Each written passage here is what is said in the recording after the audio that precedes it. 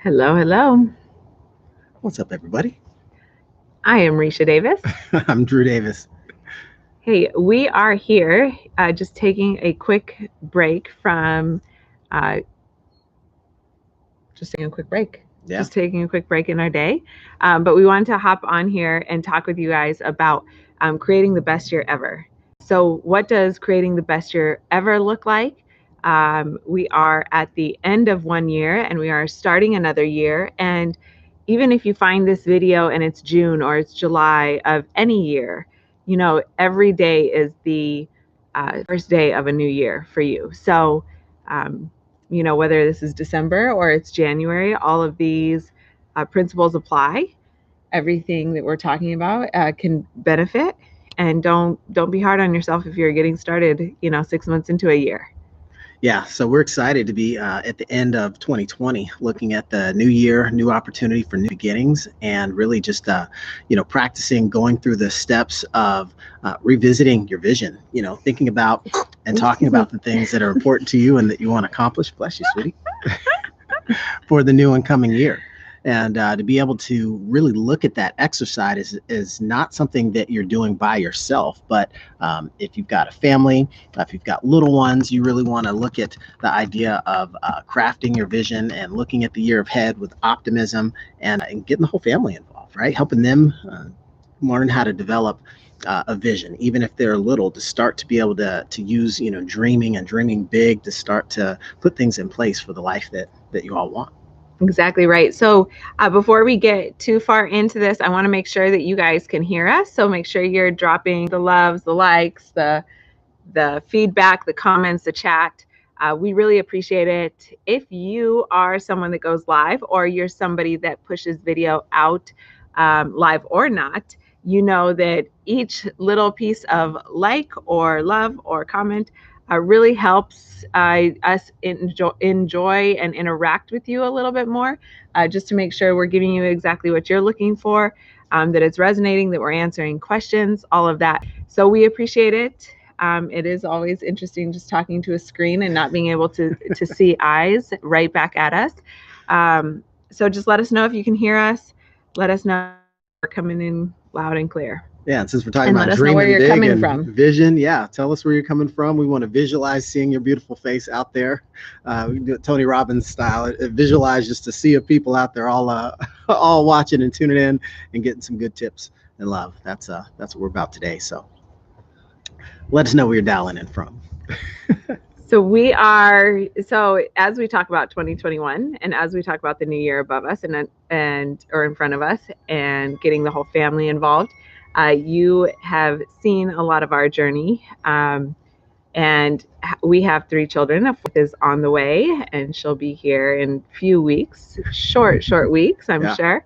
And so it's more important than ever to make sure that you include that family. Like for us, a really big part of our life is designed this way so that we can be with our children, that we can involve them, that we can show them that if you want to achieve your dreams, that you can go for it. And no matter what life circumstances are, you can go for it. And if we do it, then they can do it. So that's why they're involved. A lot of our conversations that Drew and I have, the same way with you, happen right in front of the children. Yeah. So they can start to have those conversations and learn how people answer them, learn how people ask questions, learn how you can ask questions that have more than just a short yes or no answer. Yeah. Learning to ask open-ended questions to your kids about how they, see the future and things that they want to do and accomplish. It's great to see their eyes light up and talk about things that are exciting to them. We found, even talking with our own kids, some of the ways to help cultivate that vision is, look, we just got through, we're in the holiday season right now. Kiddies just got in, had some sort of holiday spirit. Typically, maybe they were opening gifts, they were having a great time. For kids, Christmas Day can be the perfect day. So it's easy for a kid to probably visualize Christmas. It's pretty easy for a kid to visualize their own birthday and the things they might want or look forward to. So little simple exercises like that can be great for the little ones to say, hey, what do you want your birthday party to be like next year? Even if it's 3, 4, 5 months out, you ask a kid what they want for their birthday, and any month, even the day after their birthday, they're going to be able to give you an answer. Once they get to a certain age. Once they get to a certain age, yes, once they can articulate it. But having those little fun exercises to see, what comes up in their mind. If you told them, well, that's great that you told me about your birthday. Here's what I'm thinking my birthday could be like. And sharing some of the goals and visions you have for yourself or the things you want to do for the family can be great to have that transparency with them so they can tune into the frequency that you're vibrating at and really make it a, group effort. That's right. So a lot of us, if you are into personal development at all, or have done any, listened to any motivational audios or videos or speeches, a lot of people talk about vision boards. And a vision board is just a way for you to be able to visualize and keep in front of mind the goals that you have and the dreams that you have. And so one of the activities we have planned for this week while our children are on break from school is really crafting their vision board. And this is something that we've tried for the past couple years. Our oldest is 7 right now. Our middle is 5. Our youngest is 1. So the 1-year-old has no concept of time, has no concept of like what I want to do or what I want to be when I grow up. Like none of that really matters to him. And over the past few years, when I've tried this exercise with them, it's been very challenging because if you ask a child, what do you want to do next year? Or what are some of the things you want to accomplish? That's really, it seems like it's maybe too big for them to visualize or to understand. And then it's kind of flopped. The whole activity is kind of flopped. And so if you try this with your kids for the first time, it's all good if it flops.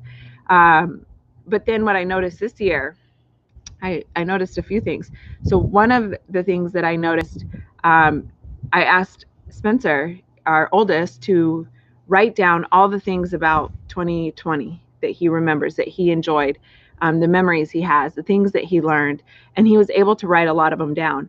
And then I asked him, okay, well, what do you want to learn in 2021? What are some new skills that you want to learn? Mm-hmm. And he had a huge long list. And I realized that the reason that children have a really long list of things that they want to accomplish or things that they want to learn is because they can see so many things in their day-to-day life that they're not able to do yet. Mm-hmm. Right? So their eyes are very open. Their perception is very alert. They're able to say, I cannot do a backflip yet. But I can do a front flip. Okay. But I see this other person, they can do a backflip, and why couldn't I? So yeah. I want to just learn how to do that. Mm-hmm. I want to learn how to write in cursive in full sentences. These little things, like they have this long list, but I think as we get older, our numbness kicks in, and we've already said we can do this or we can't do this. And so if somebody's doing something that we can't do, we just assume that we can't do it. And so then we don't have, when somebody says, what do you want to learn this year? We don't have this long list of things that we want to learn because we think we can't do it. We've already learned everything. I already know that. Yeah, they say one of the biggest hindrances to learning is thinking you already know. Mm-hmm. It's like a mind state or a mentality. If your mind's like this, a closed fist, it can't give a receipt. So how do you ever pour anything good, anything new into your cup? Mm-hmm. To expand your horizons. And that's one of the things that the kids do have that advantage. You want to cultivate that because they're good at making lists. They make mm-hmm. Christmas lists, they make birthday lists. They're in that list mm-hmm. creation phase of their life because mm-hmm. they are trying to craft out the things that matter that they want to attract to them in their world. And I think that, if we as adults exercise more of that and possibly exercising that with them, one, we might not have the standard set so high to get back into the groove with, from a criticism standpoint, but 2, to build that muscle with them, making the list, thinking about the things and actually dreaming and putting out that energy of like, hey, there are, unturned stones of accomplishment and achievement that I would like to, kind of knock down off my own mm-hmm. list. Because that's why they talk about, grown-ups don't talk about another list until it's the bucket list. And it's just a list of things they want to possibly dream about having happen by chance before they exit this earth. And it's like, don't wait to the end. There's the whole part in the middle you don't want to miss out on. It's the living part. Well, and it just becomes a stale list that you don't do anything with. You don't put a plan together to how you can do it. Mm-hmm. And what's cool too, I think, thinking about Spencer and the conversations we can have. It's like, and James too, the 5-year-old. It's like they say, I want to learn how to do a backflip, right? I don't know how to do a backflip. I don't know how to do a front flip at all. Like I can do a somersault. I might be able to do a backward somersault, but I'm not going to do it 9 months pregnant. Like I'm just not going to do it like that. But like there's no reason why I couldn't learn how to do a backflip. True. You know, and in 2021, there's no reason I couldn't learn how to do that. Does it take work? Yes. Have I always told myself I don't know how to do that, or I'm too scared, I don't want to fall on my head? I already have put up these blocks. But sometimes listening to the children, like you can get ideas for yourself. And if you can accomplish their goals with them, then they already know that you're not special. Like they already know that you're like their parent and that you're like already a hero to them anyways, but they know that it's a skill you have to practice and learn, and they're watching you practice and learn it. Yeah, and you can be a part of that journey with them, which is really cool because, I mean, our oldest son, 7 years old now. I remember probably 7 years old before, 7 years ago, before he was even born, just thinking back to, when we used to have, a lot more free time and we would go to CrossFit training gyms, and I would see people jumping rope, skipping rope, where they're doing 2 passes of the rope under their feet when they jump. They call them double unders. And I'm like, wow, that's like, it's what the boxers do when they're training, and they're like, they're going so fast. I can't do that. I can jump rope, and I can jump rope fine, and I can jump rope fast, but double under, triple under, all these different things. And you realize that that's just a skill, and you see other people, messing it up over there, trying in the corner. It's like, why can't you go over there in the corner and try that out as well? And just an example of a simple skill. Okay, years later now, I'm able to do double unders and do them pretty well. I'm actually got some speed jump ropes on the way in the mail now. But the fun part of it is being able to demonstrate a certain behavior at a certain point. My oldest son would see me outside. What are you doing, Dad? Jumping rope. Why are you spinning the rope so many times? These are called double unders. They get your heart rate jacked through the roof. They intensify the workout. They're lots of fun, and you can do them too. But he'd never jumped rope before, so of course he's looking at the same thing as impossible. Right. And now within the course of 90 days this year, this kid's skipping rope like an animal. Not quite the double unders yet. He's almost there. He's close. But he's very close. Yeah. But I mean, just like that, he went from zero ability to jump rope to very quickly being able to just get the hang of it. And not that it's the most complicated thing in the world, but we as adults, same thing. If you've never done it before, it's like, oh, I can't do that. But kid was just saying, hey, let's give it a try. How can I? And so we can be that example of practicing new things even when we're as adults venturing into the world of the unknown. And doing that process with your kids can be just that overall activity that helps cultivate learning inside the family, which is just another form of growth. Yeah. The other part of this activity of creating the vision board with your children that I want to mention, of why I'm hoping and anticipating that this year and this activity this year is going to be more successful than it has been in the past, is that I am breaking it down. So what do I mean by that? I mean that I sat and I watched our children get together all by themselves. They did this activity probably a month before Christmas, and they wrote down what their birthday looks like. They were writing down the craziest things that they could think of, and like, how could they have the most fun? And Spencer's birthday falls on Easter this coming year, and so how can he incorporate that? And so what he did is he came up with like a weekend long birthday, and he has this thing timed out, like from 5 a.m. Actually, I think one day he wants us waking up at 3 a.m. Oh my goodness. And so like timed out throughout the whole, 72 hours and including Easter in it. And so when he wrote it all down, he wrote it for himself. And then James wrote his down of what he wants to do on his birthday. And they seem crazy, right? Wake up at 3 a.m. And another one's like, I want to buy a Christmas tree, or I want to put up a Christmas tree. Like, these seem kind of crazy, but this is what they're dreaming. So now that they've written it down, now that they've articulated it, we're going to do a vision board for them. They're going to each do a vision board specifically around their birthday and what their birthday looks like, their ideal birthday looks like. And they already have it written out, so they can pretty much follow that. So yesterday we got their paperwork out that they had written down what they want. And then one by one, we just said, okay, what's the first activity? And then they wrote it down. One of them wants to hike. Okay, so we searched online for hiking pictures, and then he chose the picture of the hike he wants to do. And then we went down the list. And so when we got to the, for James, he wants a Christmas tree. He was able to Google a Christmas tree and get a picture of it. And so then we ordered the photos, and then we'll pick them up today. They can cut them out. They can, paste them. We got some glitter. We have some glue pens. We have like all the little things that they can just make it all pretty however they want, but it's just this white poster board that they're going to decorate. And they have a guide, they have a framework for how to build it. And so that they can now hang it up and they can look at it every day. They can see it. And it also helps us. It helps us decide what of those things can we incorporate? How can we incorporate all of these things so that we can make their dreams come true? And help them bring it to life. So now it's not focused on the whole year. We're not doing a vision board of backflips and of learning how to write in cursive and all of that stuff. Like, that's all great things. But right now, the vision board is specific to that one day or that one event. Yeah, and that's going to be one thing we, anticipate a lot of excitement around. A lot of opportunity for the parents too. And, an adult say, okay, well, I don't necessarily think like that anymore, but think about being resourceful and just using ideas that are laying around. Just about everybody's got some sort of magazine publication that might show up at their house, whether it's unwanted or wanted or old, things laying around. If these things are about to get trashed or recycled anyway, take a moment to go through a couple of them and flip through with a pair of scissors with the kids, right? If you got an old stack of, fitness magazines and you haven't been fit, but you want to make that something important to you this year, flip through, cut a few pictures out, tape them on there, right? Maybe it's, by the time your birthday rolls around, you'll look like the person in the picture. Or it doesn't have to be that. It could be food and say, I want to be able to chef this amazing cake, like these pictures are shown. It could be anything. And just by starting that process of using external inspiration to give you a Kickstarter and to also participate with kids, work that imagination muscle and start to pull out the things that would be desirable to you. And then you'll get those creative juices flowing. Plus you'll have that combined creativity from the kiddos that you can tap into as well. And I think that'll be part of what unleashes the magic. So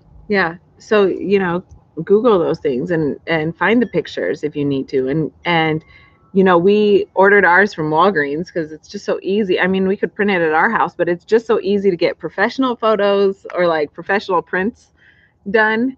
And it's super inexpensive. And then they're already the right size. They're already cut. You can cut them out even more if you want to, put them in the designs. And you can do it on either a whiteboard where you cut and paste. You can do it in just one picture frame. We have in the past gotten a bunch of pictures and then glued them all together and then put that in a picture frame so that you have an ability to have an aesthetically pleasing environment while also having your vision board. And then keeping those vision boards up, and not faulting yourself if you haven't accomplished something yet. Instead, looking at it and reminding yourself that this is something you want to do, or this is some place you want to go. Yeah, one of the positive thoughts that we've tried to put out there over some time now is to see yourself through kind eyes, to look at your growth journey, your personal journey as something that it's going to have its ups, its downs, it's going to have its trials, its tribulations, it's also going to have its triumphs. And so you want to be able to have the kindness of the way through which you look at yourself as you go through those changes and those hardships, because you're going to have the plateaus, the valleys, the highs and the lows, and you want to accept all of that as just part of the total experience, because I think that's a really important thing for people to do and take all that into account. So if you haven't been able to tell, it's important that, we wanted to drive home the idea that using a positive approach to getting the new year started, either at a personal level, at a business level, at a family level, with the kids, unique things that you want personally, it's really about, giving it some time and attention and investing in that and saying, okay, how do I want to create that? Nobody may have the perfect blueprint because everyone's got, individualized needs to a degree, but to start down these paths of trying new and creative things, some of the things we maybe shared could seem very basic to you, but if you've never thought of them before, it's like, hey, that maybe makes a lot of sense and could be something that is utilized as you look at the year ahead to work for you and set you up for success. Exactly right. Well, and there's, Drew and I have a ton of tips and tricks on how to actually craft those goals, how to actually come up with them. What are the steps that you need to do in order to get to the point where you're ready to make those goals. You can start right now. You can start by just dreaming up things and putting them onto paper and getting the pictures out there. But there is a methodical way around it, you know, for you more advanced goal setters, or if you want to have a little bit more structure. So make sure you reach out to us and look for other videos that we put up specific around goal setting.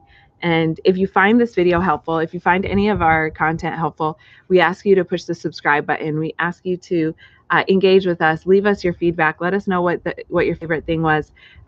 If there were any ahas you had, all of that is incredibly helpful for us as well as for other viewers. So make sure you like the video, make sure you subscribe to the channel and get notified as soon as we go live next time. Oh, yeah. We appreciate you guys. We're excited for the new year, and we wish you nothing but the best in visioning and planning that new year. And if we don't see you before then, we want to wish each and every one of you a happy new year. Let's go get it. Let's make it our best year ever, everybody. Bye. See ya.